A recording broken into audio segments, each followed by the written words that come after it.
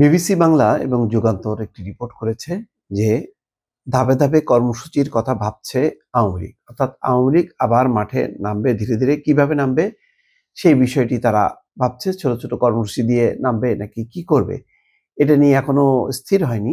কিন্তু আওয়ামী লীগের নেতাদের সঙ্গে কথা বলে গণমাধ্যম জানার চেষ্টা করেছে, তারাও বলেছে যে তারা ধাপে ধাপে কর্মসূচি দেবে। এখানে বলা হচ্ছে যে টানা 15.5 বছর ক্ষমতায় থাকার পর সরকারি চাকরিতে কোটা নিয়ে 36 দিনের ছাত্র জনতার অভ্যুত্থানে পতন ঘটেছে আওয়ামী লীগ সরকারের। সব মিলিয়ে বিপর্যয়ে পড়ে গেছে বাংলাদেশের স্বাধীনতার পর সবচেয়ে বেশি সময় থাকা এই দলটি। গত 5ই আগস্ট পতনের পর সম্প্রতি বিভিন্ন রাজনৈতিক সমাবেশে ভার্চুয়ালি বক্তব্য দিয়ে সরব হওয়ার চেষ্টা করছেন শেখ হাসিনা। একই সঙ্গে বর্তমান পরিস্থিতিতে সংকট মোকাবেলা করে দলীয় কর্মকাণ্ড এগিয়ে নিতে দলীয় নেতাকর্মীদের নির্দেশনাও দিচ্ছেন তিনি।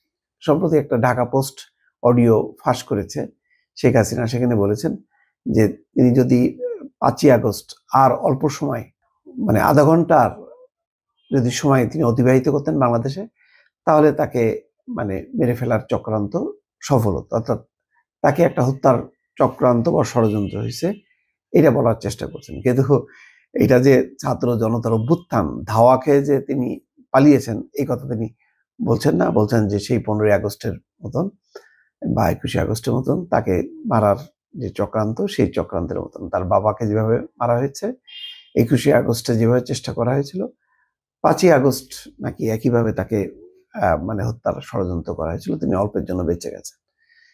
হাসিনার পতনের পর থেকে আওয়ামী লীগের শীর্ষ থেকে শুরু করে তৃণমূলের নেতাকর্মীরা এক অর্থে উধাও হয়ে গেছে। এ যেন আকাশ থেকে মাটিতে পতন। অনেকেই সীমান্ত পাড়ি দিয়ে ভারতে অবস্থান করছেন, অনেকে সীমান্ত পাড়ি দিতে যে বর্ডারে ধরা পড়েছেন, কেউ কেউ আবার প্রাণ হারিয়েছেন। এই অবস্থায় আওয়ামী লীগের ভবিষ্যৎ নিয়ে নানামুখী কথা হচ্ছে। ঘুরে দাঁড়ানোর পথ খুঁজছে কি দলটি? দলের যুগ্ম সাধারণ সম্পাদক বাহাউদ্দিন নাসিম বলেছেন, অচিরেই দলের পক্ষ থেকে কর্মসূচি দেওয়া হবে। ধাপে ধাপে কর্মসূচিতে হরতালের কথাও চিন্তা ভাবনা করা হচ্ছে। কিন্তু তৃণমূল সংগঠনের যে দুর্বল অবস্থা, সেখানে দলকে চাঙ্গা করা চ্যালেঞ্জ হবে বলে অনেকে মনে করেন। রাজনৈতিক বিশ্লেষক জুবাইদা নাসরিন বলছেন, গণঅভ্যুত্থানে পতন হওয়ার পর আওয়ামী লীগ দল হিসেবে জনগণের মুখোমুখি কিভাবে হবে সেটা হচ্ছে দলটির জন্য সবচেয়ে বড় চ্যালেঞ্জ। তিনি বলেন, চ্যালেঞ্জ হচ্ছে আওয়ামী লীগ জনগণের সামনে কিভাবে আবার দাঁড়াবে, কি কৌশল নিয়ে দাঁড়াবে, কি বার্তা নিয়ে দাঁড়াবে, কি উদ্দেশ্য নিয়ে দাঁড়াবে, কি কর্মসূচি নিয়ে দাঁড়াবে। আবার জনগণের সামনে আসলেও জনগণ তাদের বার্তাকে কিভাবে নেবে এখনো অনিশ্চিত।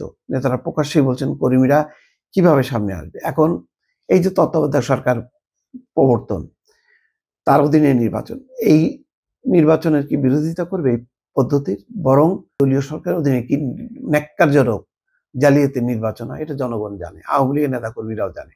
এখন যে নতুন যে নির্বাচন, যেটা এখন গণঅভ্যুত্থানের পর এমন হইতে পারতো যে তারা বলতে পারতো যে আওয়ামী লীগ তো নেই, এখন আমরা আমাদের মতন করে নির্বাচন করবো না। তা তো বলেনি। তারা সেই তত্ত্বাবধায়ক সরকার ব্যবস্থা প্রবর্তন করছে, তার অধীনেই নির্বাচন। এই কাঠামোর কি বিরোধিতা করবে আওয়ামী লীগ? সেই নৈতিক অবস্থান কি আছে তাদের? হাসিনার দেশ ছেড়ে পালানোর পর ধাপে ধাপে তাকে নেতাকর্মীদের সঙ্গে যোগাযোগ স্থাপন করে প্রকাশ্যে আসতে দেখা গেছে। যদিও প্রকাশ্যে আসা বলতে ফোনালাপ এবং বিবৃতির মাধ্যমেই বক্তব্য সীমিত। প্রথমবারের মতো শেখ হাসিনা ফোনালাপের মাধ্যমে নেতাকর্মীদের সামনে আসেন আওয়ামী লীগ সরকার পতনের 1 সপ্তাহ পর 12ই আগস্ট। সে সময় একটি জেলার আওয়ামী লীগ নেতাদের সঙ্গে তার কথোপকথন সামাজিক যোগাযোগ মাধ্যমে ছড়িয়ে পড়ে। এরপর মাসখানেক ধরে শেখ হাসিনা কথা বলেছেন মূলত বিভিন্ন এলাকার তৃণমূলের অপরিচিত নেতাদের সঙ্গে। এসব ফোনালাপের পর প্রকাশ পেয়েছে সামাজিক যোগাযোগ মাধ্যম। তবে তৃতীয় ধাপে এসে তাকে প্রথমবারের মতো কথা বলতে দেখা যায় দলীয় কোনো ফোরামে, যেটা শুরু হয় গত সেপ্টেম্বর মাসে। মূলত প্রবাসী আওয়ামী লীগের বৈঠকে ভার্চুয়ালি যোগ দেন তিনি। যুক্তরাজ্য, যুক্তরাষ্ট্র সহ কয়েকটি দেশের প্রবাসী আওয়ামী লীগ নেতাদের বৈঠকে টেলিফোনে বিভিন্ন বিষয় নিয়ে কথা বলেন। সর্বশেষ এখন দলের দেশে এবং বাইরে অবস্থানরত সব স্তরের নেতা কর্মীদের সঙ্গে ভার্চুয়ালি কথা বলছেন তিনি। এই বৈঠকের উদ্দেশ্য দলকে সাংগঠনিকভাবে সক্রিয় করা। কিন্তু দেশের ভিতরে যেখানে দলের কোনো নেতাকে প্রকাশ্যে দেখা যাচ্ছে না, সেখানে দল কিভাবে সংগঠিত হবে সেটাই প্রশ্ন। এখন বাইরে তারা সংগঠিত হচ্ছে, অনেকে ইউটিউবে সক্রিয় হচ্ছে তাদের পক্ষে। এই হচ্ছে আপাতত অবস্থান। জানতে চাইলে আওয়ামী লীগের যুগ্ম সাধারণ সম্পাদক বাহাউদ্দিন নাসিম বলছেন, নেতা আত্মগোপনে থাকলেও সেটা দলের কার্যক্রমের বাধার কারণ হবে না, কিন্তু নেতাদের অনেকের বিরুদ্ধে এখন তৃণমূল ক্ষোভ, তখন সেটা নিয়ে কি ভাবছে, এমন প্রশ্নে দল এ পরিবর্তনের কথা বলছেন তিনি।